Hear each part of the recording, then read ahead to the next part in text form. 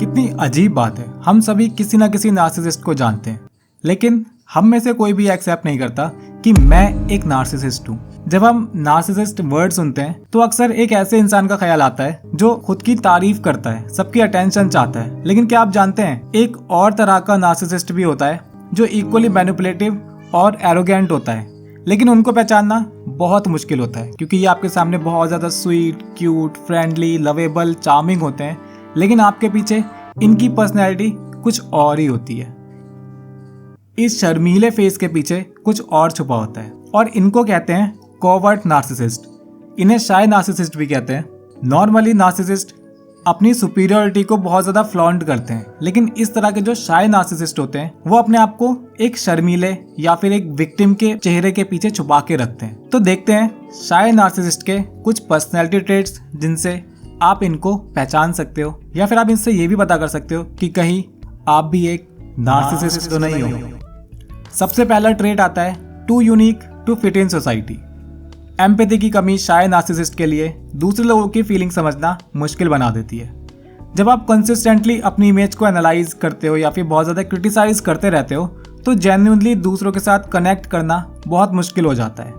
कभी कभी आप सिर्फ अपनी नीड्स और अपनी वांट्स पर इतना ज़्यादा फोकस करने लग जाते हो कि दूसरों के नीड्स को इग्नोर करना शुरू कर देते हो। और कभी कभी आपको सोशल एंजाइटी भी होती है क्योंकि आप चाहते हो कि लोग आपको प्यार करें, अप्रिशिएट करें, साथ ही साथ आपको समझें भी। शायद नार्सिसिस्ट को लोग कभी सच में समझ ही नहीं पाते। ये लोग अक्सर अपनी असली सेल्फ को लोगों के सामने नहीं दिखाते। ये सोशली कनेक्ट इसलिए भी मुश्किल से कर पाते हैं क्योंकि ये अपने सोशल सर्कल में चाह कर भी जेन्युइन नहीं हो पाते। रियल वर्ल्ड रिलेशनशिप के बजाय शायद नार्सिसिस्ट ऑनलाइन सोशल मीडिया पर ज़्यादा एप्रिसिएशन और अंडरस्टैंडिंग ढूंढते हैं। क्यों? क्योंकि वहाँ पे वो अपनी प्रोफाइल को अपने अकॉर्डिंग, अपनी सेल्फ इमेज के हिसाब से क्राफ्ट कर सकते हैं, चेंज कर सकते हैं, मैनिपुलेट कर सकते हैं और उसी के बेसिस पर लाइक्स और फॉलोअर्स का एक क्यूरेटेड कलेक्शन बना सकते हैं। शायद नार्सिसिस्ट लोगों के वही फीडबैक सुनते हैं जो वो सुनना चाहते हैं और इसको लेकर वो काफ़ी ज़्यादा ओवर सेंसिटिव भी होते हैं और इसी वजह से रियल लाइफ वर्ल्ड में रिलेशंस बनाना इनको ज़्यादा पसंद नहीं होता।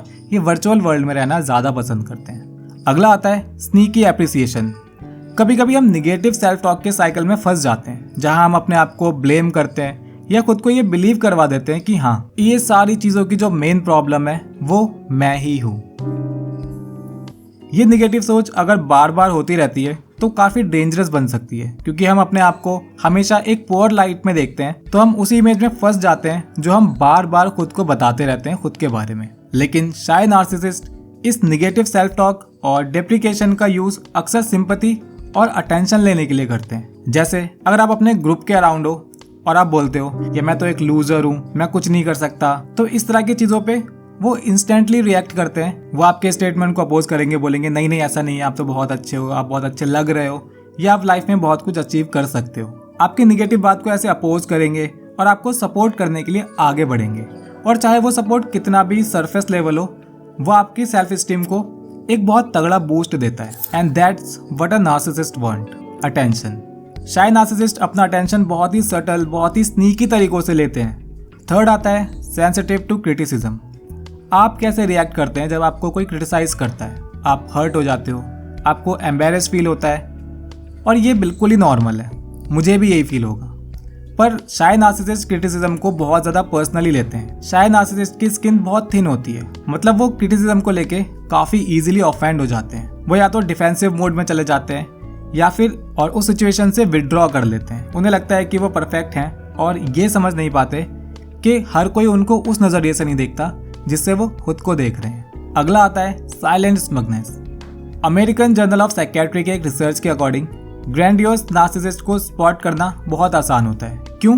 क्योंकि वो अपनी सुपीरियरिटी क्लियरली दिखाते हैं, लेकिन जो शायद नार्सिसिस्ट होते हैं वो सब कुछ साइलेंटली जज करते हैं। वो कॉन्वर्सेशन में अनइंटरेस्टेड लगते हैं और कभी भी मीनिंगफुल कॉन्ट्रीब्यूशंस नहीं देते।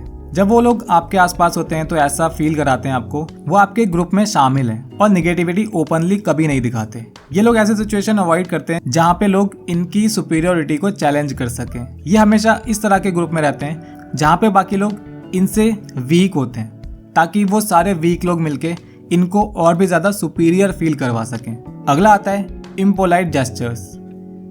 क्या कभी आपके साथ ऐसा हुआ है कि आप अपना कोई एक्सपीरियंस, कोई स्टोरी सामने वाले इंसान के साथ शेयर करते हो बहुत ज़्यादा एक्साइटेड होके कि वो भी इसमें बहुत ज़्यादा इंटरेस्ट लेगा, लेकिन सामने वाला इंसान यॉर्निंग करके या फिर ऐसे क्लियरली शो करता है कि दे आर नॉट इंटरेस्टेड। ये होता है शाय नार्सिसिस्ट का टिपिकल बिहेवियर। वो डिस्क्रीटली लोगों को जज करते हैं, लाइक आई रोल करना, अपनी बॉडी लैंग्वेज से ऐसा शो करना कि वो इरिटेट हो रहे हैं, या साय करना ताकि अपना डिसअप्रूवल सटली दिखा सकें आपको। और ये एक तरीका होता है आपको इन्फेरियर और खुद को सुपीरियर फील करवाने का। अगला आता है सेल्फ सर्विंग एम्पैथी। आपको लगता है कि वो बहुत ज़्यादा एम्पैथेटिक हैं, लोगों की केयर कर रहे हैं, उनकी परवाह कर रहे हैं, लेकिन शायद नार्सिसिस्ट का एम्पैथी दिखाने का मकसद होता है दूसरों का अप्रूवल लेना, दूसरों की अटेंशन लेना, और ये होती है कॉग्निटिव एम्पैथी। वो कभी भी इमोशनल एम्पैथी नहीं दिखाते। ये लोग बस अपनी इमेज को अच्छा बनाने के लिए काइंड दिखते हैं, और अगर उनको अपने इस एक्शन के लिए किसी तरह का कोई भी अटेंशन नहीं मिलता, कोई भी वैलिडेशन नहीं मिलता, तो वो किसी तरह की एम्पैथी शो नहीं करते, चाहे ग्रैंडियोस हो या शाय नार्सिसिस्ट। किसी भी नार्सिसिस्ट के साथ बहुत ज़्यादा क्लोज और फ्रिक्वेंट इंटरेक्शन आपको ड्रेन फील करवा सकता है। तो इन पर्सनैलिटी ट्रेट्स को देखने के बाद क्या आपको लगता है आप भी एक शाय नार्सिसिस्ट हो? कमेंट करके ज़रूर बताना। वीडियो पसंद आई हो तो इसको लाइक करना, शेयर करना अपने दोस्तों के साथ, और subscribe the psychology classes for more.